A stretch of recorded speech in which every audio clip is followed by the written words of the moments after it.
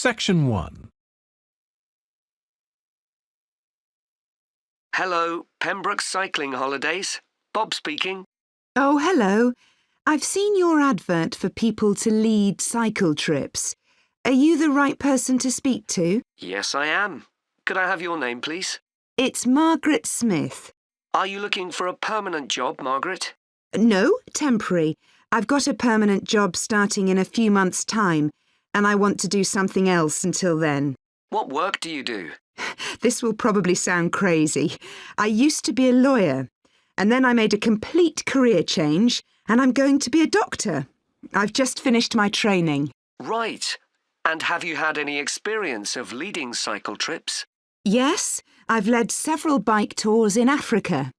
The trip to India that I had arranged to lead next month has now been cancelled. So when I saw you were advertising for tour leaders, I decided to apply. OK. Now, we normally have 2 or 3 leaders on a trip, depending on the size of the group. Some tours are for very experienced cyclists, but we've got a tour coming up soon in Spain, which is proving so popular we need an additional leader. It's a cycling holiday for families. Would that suit you? It certainly would. I enjoy working with children, and I probably need some more experience before I go on a really challenging trip. That tour includes several teenagers. Have you worked with that age group before? Yes, I'm a volunteer worker in a youth club where I help people to improve their cycling skills. Before that, I helped out in a cycling club where I taught beginners. Well, that's great. Now, the trip I mentioned is just for a fortnight, but there might be the possibility of leading other tours after that. Would that fit in with your plans? That'd be fine. I'll be free for 5 months. My job is due to start on October the 2nd, and I'm available from May the 1st until late September. Good. Now, is there anything I need to know about the food you eat? We usually have 1 or 2 people in the group who don't eat meat, or have some sort of food allergy, so we're always very careful about that. Yes, I'm allergic to cheese. Would that be a problem? No. As long as we have enough notice, we can deal with that. That's great. It sounds really interesting. Would you like me to fill in an application form? Yes, please. Where should I post it to? Could you send it to 27 Arbuthnot Place, Arbuthnot Place, Dumfries. And what's the postcode, please? DG7 4PH. Was that P Papa or B Bravo? P Papa. Got that. If you could return the application form by Friday this week, we can interview you on Tuesday next week. Say 2:30? Would that be possible for you? Yes, it's fine. You're quite a long way from where I live, so I'll drive over on Monday. Should I bring anything to the interview? We'll have your application form, of course, but we'll need to see any certificates you've got that are relevant in cycling, first aid, or whatever. OK. And at the interview, we'd like to find out about your experience of being a tour guide. So, could you prepare a 10-minute talk about that, please? You don't need slides or any complicated equipment, just some notes. Right. I'll start thinking about that straight away. Good. Well, we'll look forward to receiving your application form and we'll contact you to confirm the interview. Thanks very much. Thank you, Margaret. Goodbye. Bye.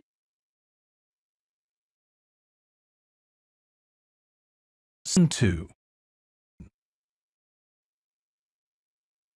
Welcome to this podcast about the sheep market, which is one of the oldest parts of the city. As its name suggests, there was originally a market here where farmers brought their sheep, but now it's been redeveloped into a buzzing, vibrant area of the city, which is also home to one of the city's fastest-growing communities. The nearby university has always meant the area is popular with students who come in to enjoy the lively nightlife, but now graduates embarking on careers in the worlds of fashion and design are buying up the new apartments recently built here to replace the small houses where the market workers used to live. The narrow old side streets are great places for finding original pictures, jewellery and ceramics which won't break the bank, as well as local produce like fruit and vegetables. There's also lots of pavement cafes where you can have a coffee and watch tourists from all over the world go by. The oldest buildings in the area are on the main streets, including the city's first department store, built in the 1880s, which is still open today.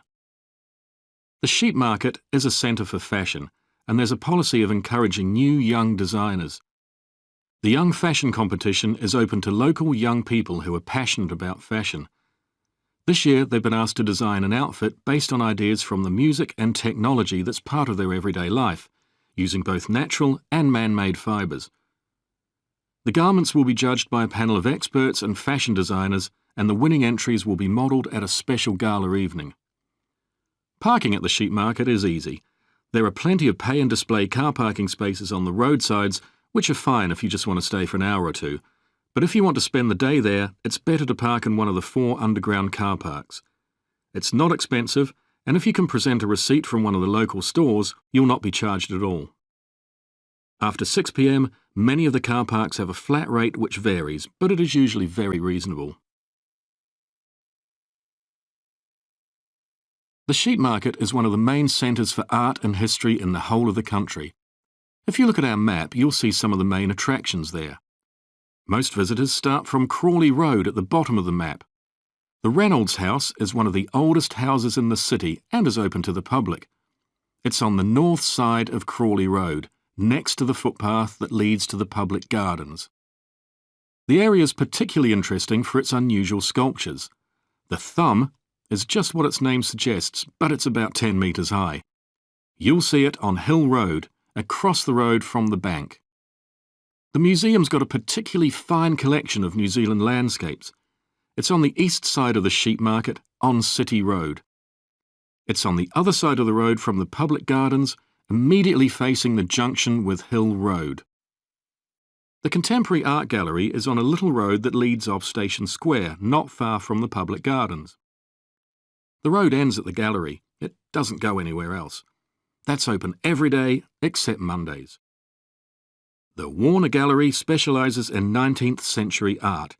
It's on City Road, near the junction with Crawley Road, on the same side of the road as the public gardens.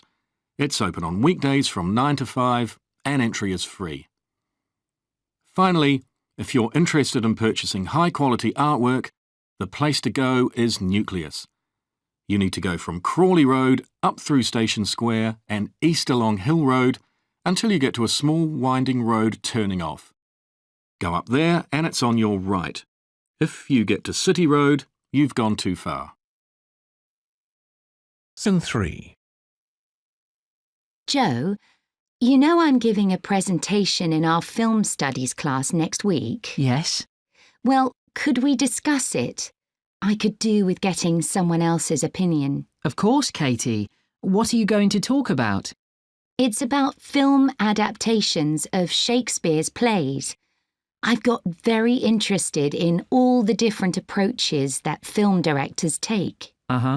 So I thought I'd start with Giannetti, who's a professor of film and literature, and in one of his books he came up with a straightforward classification of film adaptations based on how faithful they are to the original plays and novels. Right. I've already made some notes on that, so I just need to sort those out before the presentation. I thought that next I'd ask the class to come up with the worst examples of Shakespeare adaptations that they've seen, and to say why. That should be more fun than having their favourite versions. Yes, I can certainly think of a couple. Right. Next, I want to talk about Rachel Malco. I came across something on the internet about her work on film adaptations, and I was thinking of showing some film clips to illustrate her ideas. Will you have enough time, though, both to prepare and during the presentation? After all, I doubt if you'll be able to find all the clips you want. Perhaps you're right. OK, well, I'd better do some slides instead, saying how various films relate to what she says. That should encourage discussion.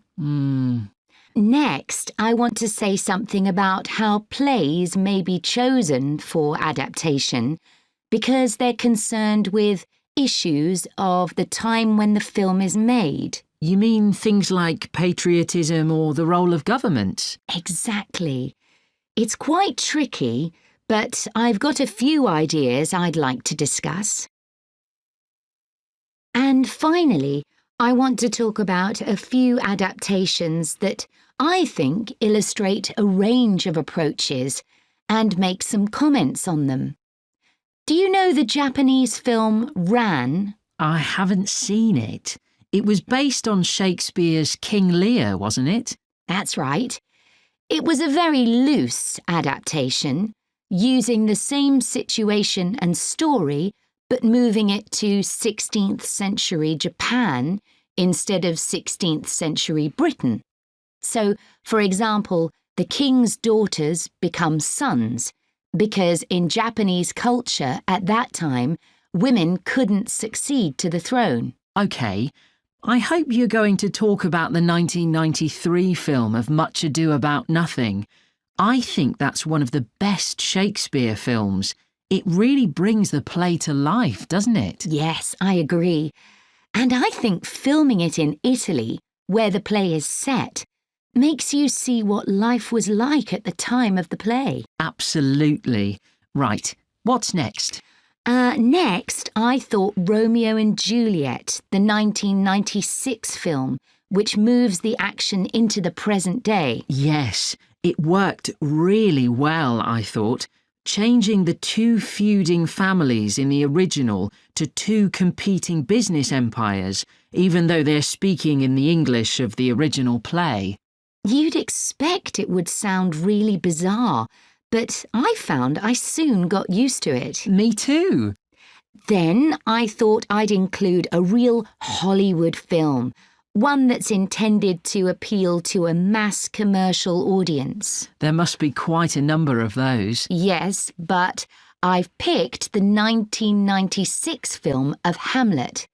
It included every line of the text, but it's more like a typical action hero movie. There are loads of special effects, but no unifying interpretation of the play. All show and no substance. Exactly. Then there's Prospero's books, based on The Tempest. That was really innovative from a stylistic point of view. Didn't it include dance and singing and animation as well as live actors? Yes, it did. I also want to mention Looking for Richard. Did you ever see it? No, but I've read about it. It was a blend of a documentary with a few scenes from Richard III, wasn't it? That's right. It's more a way of looking into how people nowadays connect with the playwright. The play is really just the starting point. And that'll be where I finish. Well, it sounds as though it'll be very interesting. 4.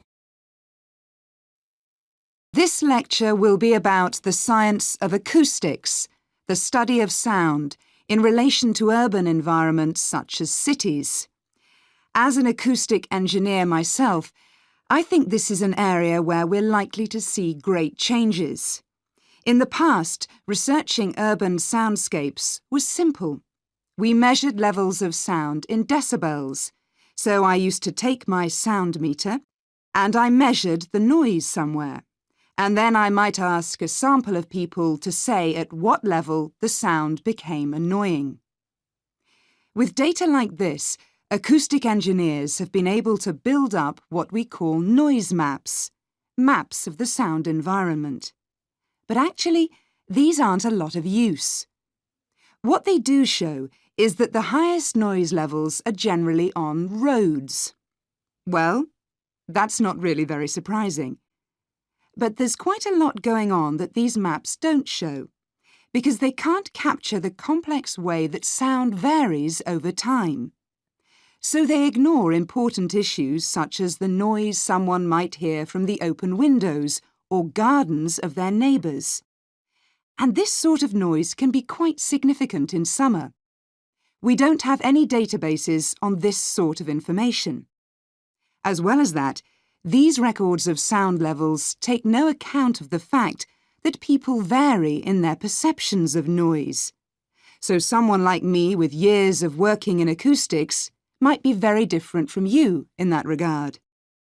But anyway, even though these noise maps are fairly crude, they've been useful in providing information and raising awareness that noise matters.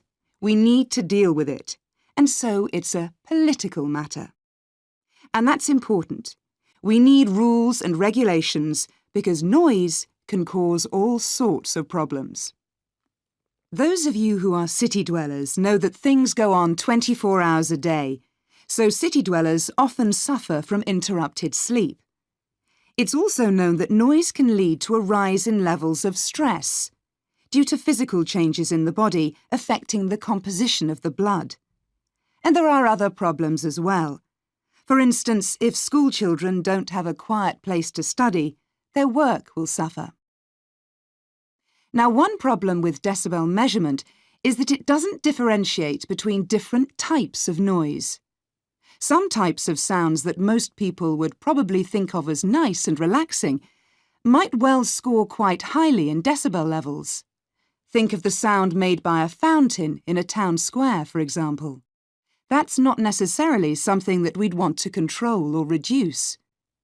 So maybe researchers should consider these sorts of sounds in urban design. This is going to be tricky, because just measuring decibel levels isn't going to help us here. Instead, many researchers are using social science techniques, studying people's emotional response to sound by using questionnaires and so on. So what exactly do people want to hear in an urban environment? Some recent interdisciplinary research has come out with results that at first sight seem contradictory. A city needs to have a sense of activity, so it needs to be lively, with sounds like the clack of high heels on a pavement or the hiss of a coffee machine. But these mustn't be too intrusive, because at the same time we need to be able to relax. One of the major problems in achieving this will be getting architects and town planners to use the research. Apart from studying the basics of acoustics, these people receive very little training in this area. But in fact, they should be regarding sound as an opportunity to add to the experience of urban living, whereas at present they tend to see it as something to be avoided or reduced as far as possible, or something that's just a job for engineers, like the street drainage system. What's needed is for noise in cities to be regarded as an aesthetic quality, as something that has the qualities of an art form. If we acknowledge this, then we urgently need to know what governs it and how designers can work with it. We need to develop a complex understanding of many factors. What is the relationship between sound and culture? What can we learn from disciplines such as psychology about the way that sound interacts with human development and social relationships, and the way that sound affects our thoughts and feelings? Can we learn anything from physics about the nature of sound itself? Today's powerful technologies can also help us. To show us their ideas and help us to imagine the effect their buildings will have, architects and town planners already use virtual reality, but these programs are silent. In the future, such programs could use realistic sounds, meaning that soundscapes could be explored before being built. So hopefully, using the best technology we can lay our hands on, the city of the future will be a pleasure to the ears as well as the eyes.